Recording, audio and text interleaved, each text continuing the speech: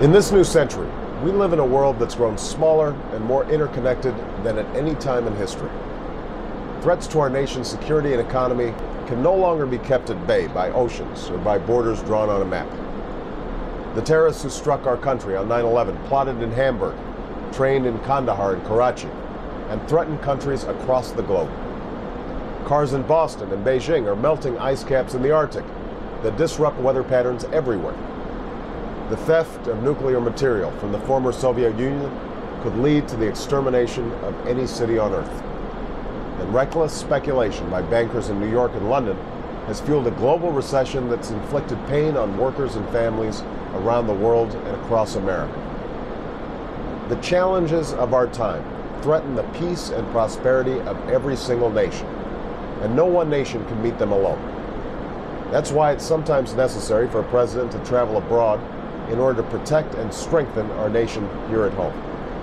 That's what I've done this week. I began my trip by attending a summit of the G-20, the countries that represent the world's largest economies, because we know that the success of America's economy is inextricably linked to that of the global economy. If people in other countries can't spend, that means they can't buy the goods we produce here in America, which means more lost jobs and more families hurting. Just yesterday, we learned that we lost hundreds of thousands more jobs last month, adding to the millions we've lost since this recession began. And if we continue to let banks and other financial institutions around the world act recklessly and irresponsibly, that affects institutions here at home as credit dries up and people can't get loans to buy a home or a car, to run a small business, or pay for college. Ultimately, the only way out of a recession that is global in scope is with a response that's global in coordination. And that's why I'm pleased that after 2 days of careful negotiation, the G20 nations have agreed on a series of unprecedented steps that I believe will be a turning point in our pursuit of a global economic recovery. All of us are now moving aggressively to get our banks lending again. All of us are working to spur growth and create jobs. And all of us have agreed on the most sweeping reform of our financial regulatory framework in a generation. Reform that will help end the risky speculation and market abuses that have cost so many people so much. I also met this past week with leaders of China and Russia, working to forge constructive relationships to address issues of common concern, while being frank with each other about where we disagree. President Hu and I agreed the link between China's economy and ours is of great mutual benefit, and we established a new strategic and economic dialogue between the United States and China.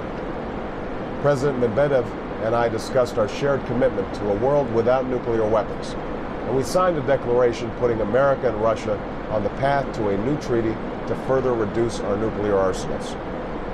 Tomorrow, I will lay out additional steps we must take to secure the world's loose nuclear materials and stop the spread of these deadly weapons.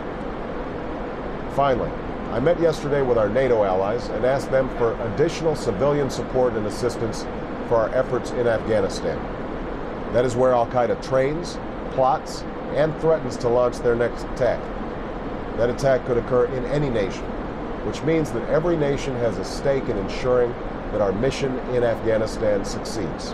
As we've worked this week to find common ground and strengthen our alliances, we haven't solved all of our problems. We've not agreed on every point or every issue in every meeting, but we have made real and unprecedented progress, and will continue to do so in the weeks and months ahead. Because in the end, we recognize that no corner of the globe can wall itself off from the threats of the 21st century, or from the needs and concerns of fellow nations. The only way forward is through shared and persistent effort to combat fear and want wherever they exist. That's the challenge of our time. And if we move forward with courage and resolve, I'm confident we will meet this challenge. Thank you.